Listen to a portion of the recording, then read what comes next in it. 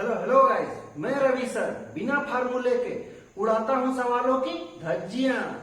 Board पर आपको एक क्वेश्चन दिख रहा होगा, तो देखते हैं कि इसकी धज्जियां मैं कैसे उड़ाता हूं। तो चलिए क्वेश्चन को समझ लेते हैं। क्वेश्चन में दो तरह के फलों के बारे में कहा गया है। पहला फल है फ्रेश फ्रूट यानी कि ताजे फल, तथा दूसरा फल जिनका जिक्र है वो है ड्राई फ्रूट्स यानी कि सूखे फल। क्वेश्चन कहता है कि ताजे फलों में पानी का प्रतिशत है 68% तथा ड्राई फ्रूट में पानी का प्रतिशत है यानी कि सूखे फलों में पानी का प्रतिशत है 20%। तो गाइस, क्या आप लोगों को फलों में सिर्फ पानी ही चाहिए होगा? नहीं, हमें फल तो चाहिए ही चाहिए होगा। तो अगर पानी 68% है तो फल कितना हो जाएगा? 32%। और अगर ड्राई फ्रूट में जाते हैं, पानी है अगर 20% तो फल कितना हो जाएगा? 80%। तो देखो गाइस, क्वेश्चन कहता है कि अगर 100 केजी ताजे फल हैं, क्वेश्चन क्या कहता है कि 100 केजी ताजे फल है यानी कि फ्रेश फ्रूट है, तो हमें कितना केजी ड्राई फ्रूट मिलेगा या हम निकाल सकते हैं। तो गाइस, सबसे पहले हम समझते हैं कि फ्रेश फ्रूट और ड्राई फ्रूट में क्या अंतर होता है। देखो, ताजे फलों से ही बनता है ड्राई फ्रूट। अगर ताजे फलों में जो पानी की मात्रा है 68%, उसे घटाकर हम कर दे 20%, तो हमारा ताजा फल ही बन जाएगा ड्राई फ्रूट। ध्यान दे, यहाँ पे जो फ्रूट की मात्रा है ताजे फलों में वो है 32%, इसमें पानी का कोई भी अंश नहीं है। तथा इस ड्राई फ्रूट में जो फल की मात्रा है वो है 80%, इसमें भी पानी की मात्रा नहीं है। तथा ताजे फलों से ही ड्राई फ्रूट बनता है। तो हम क्या करेंगे, इस क्वेश्चन का पानी निकालेंगे। पानी निकालेंगे, समझते हैं इस एक चीज को। अगर 100 केजी मेरा फ्रेश फ्रूट है तो तुम एक काम करो, फल को मत हटाओ, पूरा का पूरा पानी सुखा दो, तो हमारे पास क्या बचेगा? सिर्फ और सिर्फ फल। तो हमारे पास फल कितना बचेगा? 100 केजी का 32% यानी कि 32 केजी बचेगा हमारा सिर्फ फल। वैसे फल जिसमें पानी का कोई मात्रा नहीं होगा। तो ये जो हमारा 32 केजी बना, हम यहाँ पे मान सकते हैं कि ये वो फल हो गया 32 केजी जहां पर पानी की कोई भी मात्रा नहीं है। ये अभी भी मेरा जो ताजा फल है, ड्राई फ्रूट नहीं बना है, क्योंकि हमने पूरा पानी सुखा दिया है। मगर ड्राई फ्रूट बनने के लिए कम से कम कितना परसेंट होना चाहिए? 20% पानी होना चाहिए। तो हम क्या करेंगे, 20% पानी मिला देंगे। तो कैसे मिलाते हैं? अगर 80% बता रहा है 32 केजी, तो 20% कितना हो जाएगा? 8 केजी। तो देखो गाइस, तो हमारा टोटल ड्राई फ्रूट कितना हो जाएगा? 32 KG plus 8 KG. Total dry fruit कितना केजी का हो गया? 40 केजी का। तो देखा गाइस, इस क्वेश्चन की उड़ा दी मैंने धज्जियां। चलते हैं अपने नेक्स्ट क्वेश्चन की ओर। तो गाइस, ये क्वेश्चन जो दिख रहा है आपको स्क्रीन पे, मैं फिर से उड़ाने वाला हूं इसकी धज्जियां।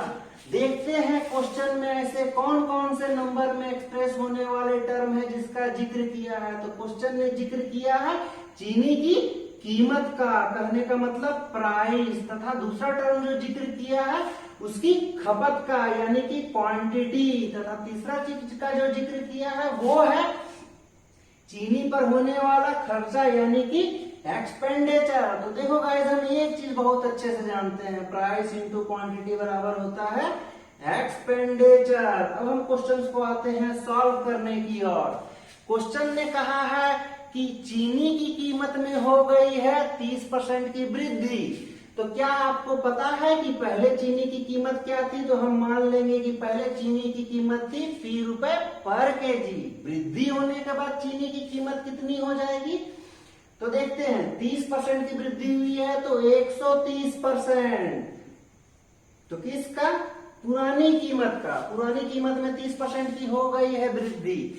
क्या क्वेश्चन ने कंजप्शन के बारे में कुछ कहा है? क्वेश्चन ने कहा है कंजप्शन में हो रही है कमी। तो क्या पहले का कंजप्शन कितना था वो आपको पता है? तो पहले का कंजप्शन था 26 केजी। अब हमें ये पता नहीं है कि कितना का कमी हुआ, तो मान लेते हैं कि x केजी का कमी कर दिया गया है कंजप्शन में, तो x kg की कमी के बाद हमारा कंजप्शन कितना हो जाएगा 26 माइनस x। तो गाइस यहां से हम देखते हैं, अगर प्राइस है P, कंजप्शन है 26 kg, तो हमारा पुराना एक्सपेंडिचर क्या हो जाएगा 26P। क्वेश्चन कहता है कि जब यहाँ पे कमी हुई x kg की, तो मेरा जो नया एक्सपेंडिचर है वो 10% से बढ़ा हुआ है पुराने एक्सपेंडिचर से, तो 10% से बढ़ा हुआ है पुराने एक्सपेंडिचर से, तो हम क्या करेंगे 26P का 110%, ये हो गया हमारा नया एक्सपेंडिचर। तो देखो गाइस क्वेश्चन ने कहा है कि घटी हुई कीमत कितनी है, तो घटी हुई कीमत है हमारे पास 26 माइनस एक्स और यहाँ पे मल्टीप्लाई। तो हमें अगर इस 26 माइनस एक्स की वैल्यू को निकाल देंगे तो हमें चीनी की घटी हुई कीमत मिल जाएगी। तो चलो इसे सॉल्व कर लेते हैं। P से P कट गया, 100 से 100 कट गया, 0 से 0 कट गया, 13 2 जा 26 यानी 11 2 जा 22। तो हमारा चीनी का घटा हुआ खपत कितना हो गया 22 kg। पहले हम खर्च कितना करते थे 26 kg खपत, अब खपत कितना हो गया 22 kg। तो देखा गया इस क्वेश्चन की भी उड़ा दी मैंने धज्जियां। तो गाइस स्क्रीन पर दिख रहा होगा आपको तीसरा क्वेश्चन। चलिए मैं उड़ाता हूं इस क्वेश्चन की धज्जियां, देखते हैं यह क्वेश्चन क्या कह रहा है। ये क्वेश्चन बात कर रहा है दो छात्रों के बारे में। उन दो छात्रों का हमें नाम नहीं मालूम है तो हम मान लेते हैं ए और बी। एक्चुअली में क्वेश्चन में दोनों छात्र के बारे में बात किया जा रहा है। किसके बारे में पासिंग मार्क्स के बारे में।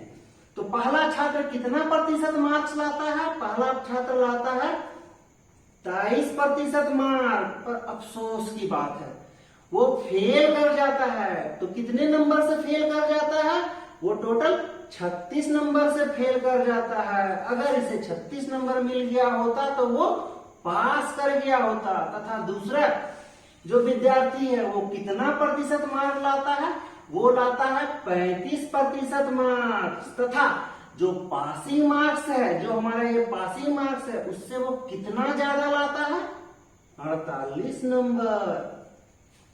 तो देखो गाइस हम देखते हैं कि स्टूडेंट ए और स्टूडेंट बी दोनों के बीच में नंबर का डिफरेंस कितना होगा।